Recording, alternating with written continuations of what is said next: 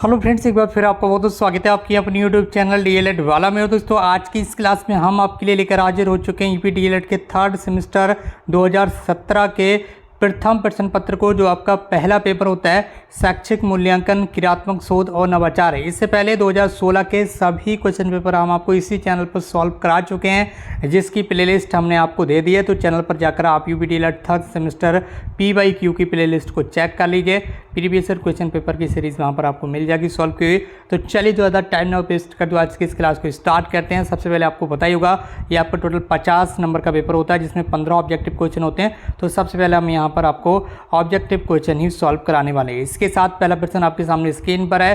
बालक एक ऐसी पुस्तक है जिसका अध्ययन अधोपांत शिक्षक कक्ष में करता है। ये कथन किसका है, ये आपको बताना है। इसमें आपके सामने 4 ऑप्शन है। ऑप्शन ए आपका प्लेटो, ऑप्शन बी है अरस्तु, ऑप्शन सी है रॉस, ऑप्शन डी आपका ह्यूम। तो इस जो यहाँ पर कथन दिया हुआ है, इस कथन को किसने कहा है, ये कथन है रॉस का। ठीक है, ऑप्शन सी इसमें आपका राइट आंसर हो जाएगा, रॉस का। ठीक है, किसने कहा है, रॉस का। तो ऑप्शन सी आपका बिल्कुल राइट आंसर हो जाएगा। इसी के साथ बढ़ना अपने अगले प्रश्न की ओर। प्रश्न संख्या 2 आपके सामने स्क्रीन पर है। व्यापक मूल्यांकन के द्वारा मूल्यांकन किया जाता है किन चीज़ों का, यहाँ पर आपको बताना है। ऑप्शन है आपका व्यक्तित्व के सभी बच्चों का, दूसरा ऑप्शन आपका नैतिक मूल्यों का, ऑप्शन सी है शांति शिक्षा का, ऑप्शन डी है केवल संप्राप्ति का। तो इस सवाल का आपका राइट आंसर हो जाएगा व्यक्तित्व के सभी बच्चों का जो मूल्यांकन है वो व्यापक मूल्यांकन के अंतर्गत किया जाता है। ऑप्शन ए आपका राइट आंसर हो जाएगा। इसी के साथ बढ़ रहे हैं अपने अगले प्रश्न की ओर। प्रश्न संख्या 3 आपके सामने स्क्रीन पर। मूल्यांकन का संज्ञानात्मक पक्ष संबंधित होता है ज्ञान से, बोध से, अनुप्रयोग से या फिर उपयुक्त सभी से। तो इस सवाल का आपका राइट आंसर हो जाएगा ऑप्शन डी। क्या हो जाएगा, ऑप्शन डी। यहाँ पर PYQ की सीरीज आपके लिए लगातार चल रही है, तो आप इस चैनल को सब्सक्राइब करके बेल आइकन प्रेस कर लीजिए और इस क्लास को अपने अदर फ्रेंड्स के साथ भी जरूर शेयर कीजिए, ताकि सभी स्टूडेंट्स तक ये जो क्लास है वो आसानी से पहुँच सके और वो परीक्षा में अच्छा प्रदर्शन कर सकें। और बहुत जल्दी आपके लिए मॉडल पेपर भी लेकर आ जाएंगे। जैसे ही आपके एग्जाम स्टार्ट होंगे उससे पहले पहले आपके मॉडल पेपर भी आपको सॉल्व करा दिए जाएंगे। प्रश्न संख्या 4 आपके सामने स्क्रीन पर है। इसमें आपसे पूछा जा रहा है कि सतत मूल्यांकन कहलाता है, कौन सा मूल्यांकन कहलाता है सतत। ऑप्शन ए आपका सत्र के अंत में किया जाने वाला मूल्यांकन, ऑप्शन बी है सत्र के मध्य में किया जाने वाला मूल्यांकन, ऑप्शन सी आपका नित्य प्रतिक्रिया की नृत्य प्रति किया जाने वाला मूल्यांकन या फिर उपयुक्त सभी। तो इस सवाल का आपका राइट आंसर हो जाएगा ऑप्शन डी, सतत मूल्यांकन इन सभी को कहते हैं। क्या कहते हैं, सतत मूल्यांकन। ठीक है, इन सभी को क्या बोलते हैं, आपका सतत मूल्यांकन। ठीक है, जो कि यहाँ पर स्टार्टिंग से लेकर अंत तक चलता रहता है। ठीक है, बीच बीच में भी किया जाता है, उसे सतत मूल्यांकन कहते हैं। यहाँ पर बताया गया सत्र के अंत में किया जाने वाला मूल्यांकन, सत्र के मध्य में किया जाने वाला मूल्यांकन और नित्य प्रति किए जाने वाला मूल्यांकन सतत मूल्यांकन कहलाता है। ठीक है, इसी के साथ बढ़ाएं अपने अगले प्रश्न की ओर। प्रश्न संख्या 5 आपके सामने स्क्रीन पर, फटाफट आप देख लेंगे। ये कथन की मूल्यांकन वह प्रक्रिया है, ये कथन दिया हुआ मूल्यांकन वह प्रक्रिया है जिसके द्वारा शिक्षक एवं छात्र ये निर्णय करते हैं कि शिक्षण लक्ष्यों को प्राप्त किया जा रहा है या नहीं। ये किसका है, ये वेरी इंपॉर्टेंट क्वेश्चन है। इस पर आप मार्क कर लीजिए, इंपॉर्टेंट क्वेश्चन, ये परीक्षा में बार बार रिपीट होता है और आपसे ये एक बार फिर से पूछा जा सकता है। ऑप्शन ए आपका क्रॉनबैक का, ऑप्शन बी है ली का, ऑप्शन सी है ग्रीन का या ऑप्शन डी है क्विलिन तथा हवा का। ठीक है, तो इस सवाल का राइट आंसर हो जाएगा ऑप्शन सी। ठीक है, ऑप्शन सी आपका राइट आंसर हो जाएगा। इस सवाल का राइट आंसर हो जाएगा ग्रीन के अनुसार। ठीक है, मूल्यांकन वह प्रक्रिया है जिसके द्वारा शिक्षक एवं छात्र ये निर्णय करते हैं कि शिक्षक लक्ष्यों को प्राप्त किया जा रहा है या फिर नहीं। ठीक है, तो इसी के साथ बढ़ रहे हैं अपने अगले प्रश्न को। प्रश्न संख्या 6 आपके सामने स्क्रीन पर है। इसमें आपसे पूछा जा रहा है कि विज्ञान, भूगोल और कृषि किस तरह के विषय होते हैं। यहाँ पर आपको बताना है केवल सैद्धांतिक मूल्यांकन वाले या सैद्धांतिक और प्रायोगिक मूल्यांकन वाले या फिर केवल मौखिक मूल्यांकन वाले या फिर उपरोक्त में से कोई भी नहीं। ठीक है, तो यहाँ पर इस सवाल का आपका राइट आंसर हो जाएगा ऑप्शन बी। ठीक है, ऑप्शन बी, ये डी लिखा हुआ ऑप्शन बी आपका राइट आंसर हो जाएगा, सैद्धांतिक और प्रायोगिक। ठीक है, दोनों तरह से इसमें मूल्यांकन किया जाता है, विज्ञान में, भूगोल में और कृषि में। ठीक है, प्रैक्टिकल भी होता है और सैद्धांतिक रूप से भी आपका होता है। तो विज्ञान, भूगोल और कृषि विषय सैद्धांतिक तथा प्रायोगिक मूल्यांकन वाले विषय होते। तो इस सवाल का आपका राइट आंसर हो जाएगा ऑप्शन बी। ठीक है, इसी के साथ बढ़े अपने अगले प्रश्न को। प्रश्न संख्या अब आपका आने जा रहा है आपके सामने स्क्रीन पर 7 नंबर का प्रश्न आपके सामने स्क्रीन पर आ चुका है, आप यहाँ पर देख लेंगे। प्रश्न संख्या 7 आपके सामने स्क्रीन पर है। इसमें आपसे क्या पूछा गया, फटाफट देख लीजिए।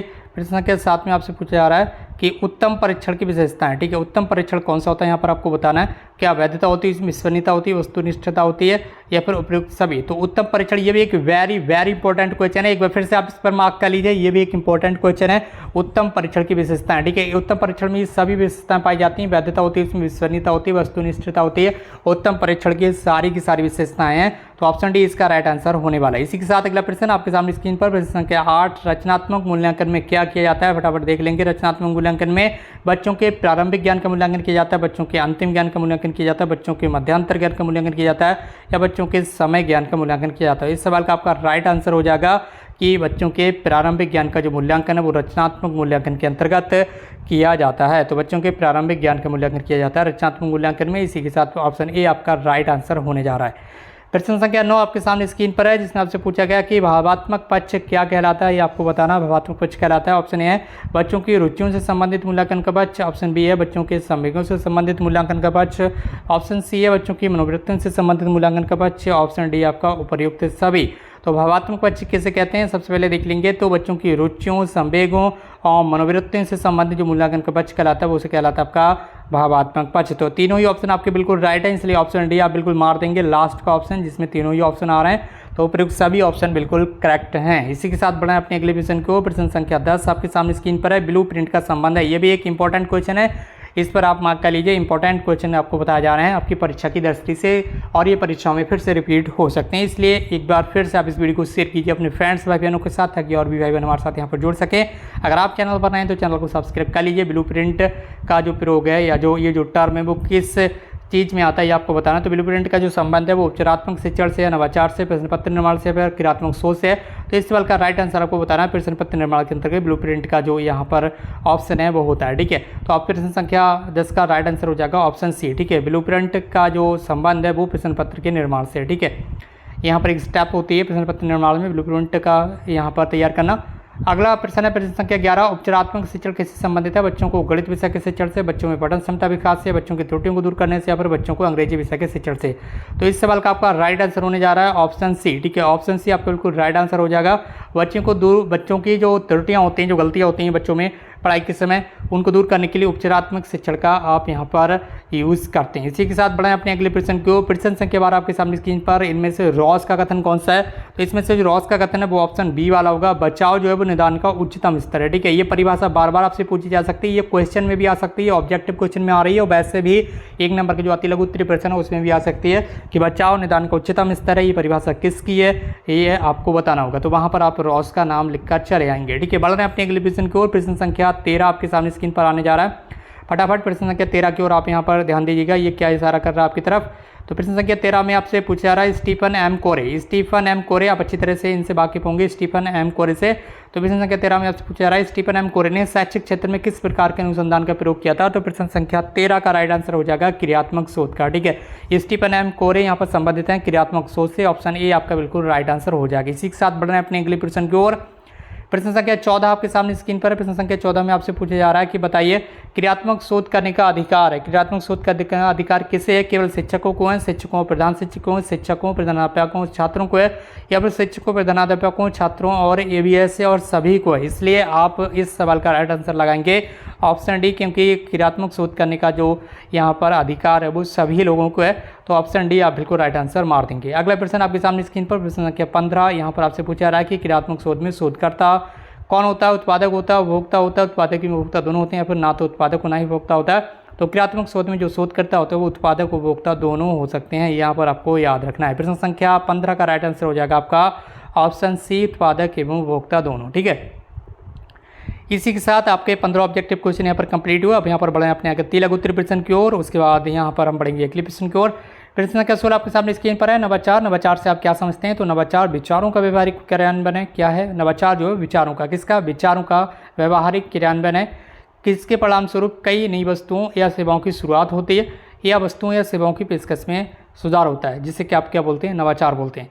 प्रश्न संख्या 17 आपका अगला प्रश्न, क्रियात्मक शोध के 2 प्रमुख उपकरण बता दीजिए। तो क्रियात्मक शोध के 2 प्रमुख उपकरण हैं प्रश्नोत्तर द्वारा, अवलोकन द्वारा, ठीक है। प्रश्नोत्तर के द्वारा और अवलोकन के दौरान, ठीक है। ये क्रियात्मक शोध के तो प्रमुख उपकरण है। इसी के साथ बढ़े अपने अगले प्रश्न को, प्रश्न संख्या 18, क्रियात्मक शोध को स्पष्ट कर दीजिए। कर देते हैं स्पष्ट। क्रियात्मक शोध किसी समस्या का तत्काल या त्वरित समाधान होता है। क्रियात्मक शोध क्या होता है? आपके सामने कोई समस्या, कोई प्रॉब्लम है तो उसका तुरंत यहाँ पर तत्काल, जैसे टिकट तत्काल होता है, हैंड टू हैंड तुरंत बुकिंग होती है, उसी तरह से यहाँ पर तत्काल किसी की समस्या का समाधान करते हैं, उसी को हम क्या बोलते हैं? आपका क्रियात्मक शोध। बढ़ रहे हैं अपने अगले प्रश्न की ओर। प्रश्न संख्या 19 आपके सामने स्क्रीन पर।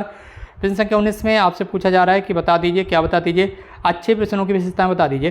तो अच्छे प्रश्न जो है स्पष्ट भाषा में होने चाहिए। अच्छे प्रश्न की लैंग्वेज कैसी होती है? एकदम भाषा एकदम स्पष्ट होती है।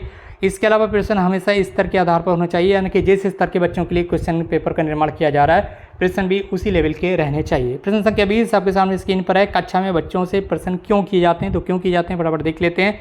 तो कक्षा में बच्चों से प्रश्न पूछने से बच्चों की रुचि को जागृत किया जाता है कि उनकी जो रुचि है वो किस सब्जेक्ट में या किस टॉपिक में है, किस तरह की फील्ड में है।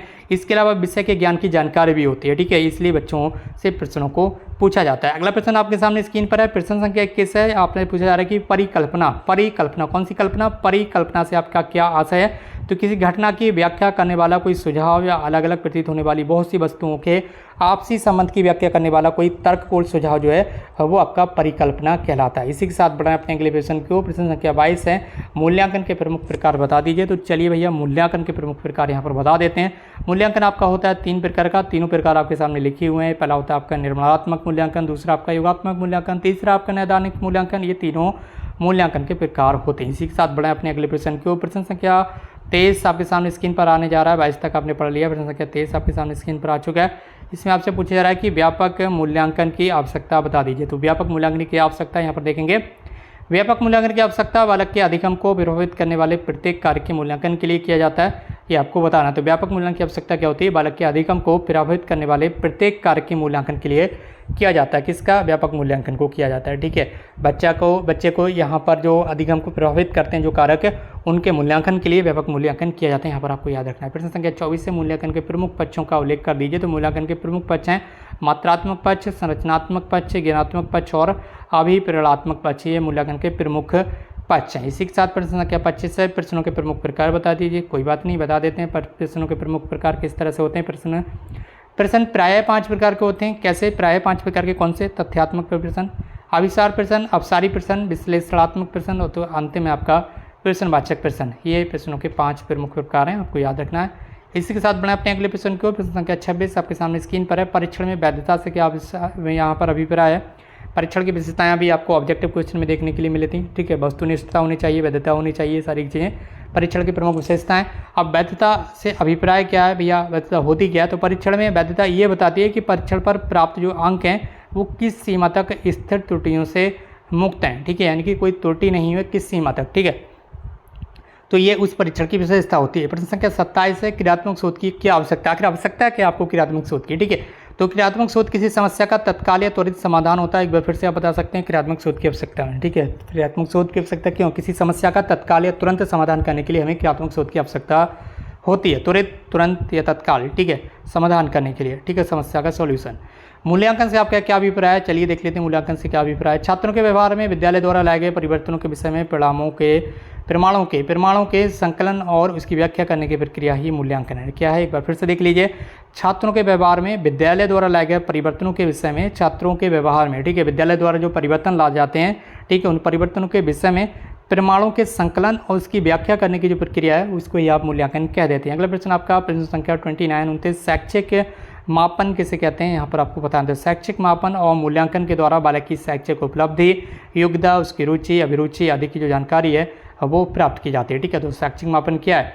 शैक्षिक मापन या मूल्यांकन के द्वारा बालक की क्या होता है? शैक्षिक उपलब्धि, उसकी योग्यता, उसकी रुचि, अभिरुचि आदि की जो जानकारी है वो प्राप्त की जाती है। प्रश्न संख्या 30 आपके सामने स्क्रीन पर है। परीक्षण का अर्थ बता दीजिए।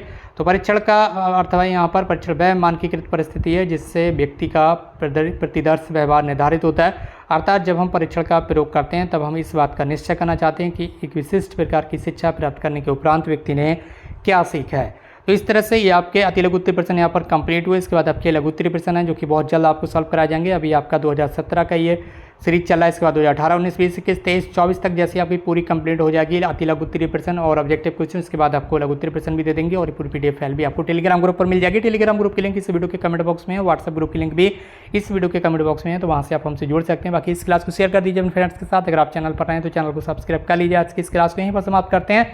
हमसे जुड़ने के लिए बहुत बहुत धन्यवाद। Thank you so much for connecting.